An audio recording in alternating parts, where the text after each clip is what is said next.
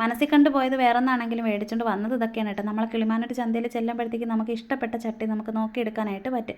അപ്പോൾ 2 സൈഡിൽ പിടിയുള്ള ചട്ടി ഇരിക്കുന്ന കണ്ടപ്പോഴത്തേക്ക് ഭയങ്കരമായിട്ട് കൊതി തോന്നി. അതുമൊക്കെ മേടിച്ച് ഒരു കലവും പിന്നെ ഒരു കുമിഞ്ചാൻ പോയിക്കുന്നൊരു ചട്ടിയൊക്കെ എടുത്ത് പിന്നെ കുറച്ച് ഐറ്റങ്ങളൊക്കെ എടുത്തതെന്ന് വെച്ച് കഴിഞ്ഞാൽ ഉരുളക്കിഴങ്ങ്, ചെറിയുള്ളി, സവാള, പിന്നെ നാരങ്ങ മേടിച്ചിട്ടുണ്ടായിരുന്നു, ഇഞ്ചിയും വെളുത്തുള്ളിയും മേടിച്ച്, പിന്നെ കൊഞ്ചിൻ്റെ പൊടി എടുത്തിട്ടുണ്ടായിരുന്നു, പിന്നെ എടുത്തിരിക്കണം മത്തിയാണ് കേട്ടോ. അപ്പോൾ ഇതും കൂടെയൊക്കെ മേടിച്ച് രാവിലെ മീനൊന്നും വന്നില്ലെങ്കിലോ അല്ലെന്നുണ്ടെങ്കിൽ പഴങ്കഞ്ഞി കുടിക്കാനോ മോൾക്ക് ചോറ് കൊണ്ടുപോകണമെങ്കിലൊക്കെ നമുക്കിതിനെ ഒന്ന് വറുത്തൊക്കെ എടുക്കാം. പിന്നെ ഒരു ചൂരയും കൂടെ മേടിച്ചിട്ടുണ്ടായിരുന്നു കേട്ടോ. അപ്പോൾ ഇതൊക്കെയാണ് മേടിച്ചത്. പിന്നെ തേങ്ങ എടുത്തിട്ടുണ്ടായിരുന്നു.